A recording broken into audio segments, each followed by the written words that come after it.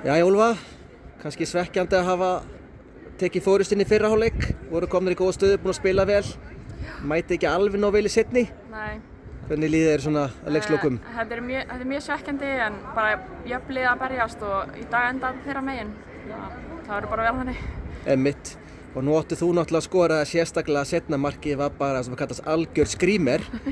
Þetta er bara annað svona markið í sumar, ég man ekki á móti hverjum að var en þú áttir mjög sambærilegt mark fyrir í sumar. Já.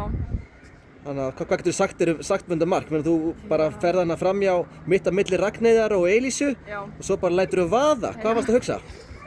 Ég bara sá að ég var með pláss og þá bara prófaði ég alltaf að skjóta og fór bara inn í dag þannig að Einmitt.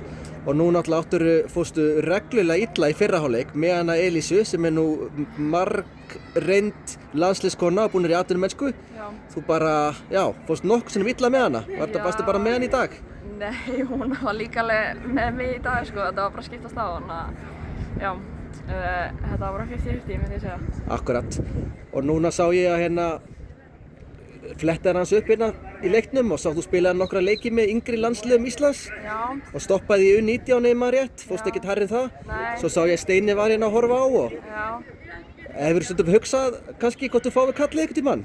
Ekkert eitthvað mikið, þetta er bara heiður en maður býður bara rólur. Ég get alltaf staðfesta, hann var að horfa á leikinn áðan, ég sá hann. Þannig að hann hefur væntanlega hugsað með sér, þetta er eitthvað sem getur vantað á EM. Já, mögulega. Já, einmitt. Gæti verið. Einmitt.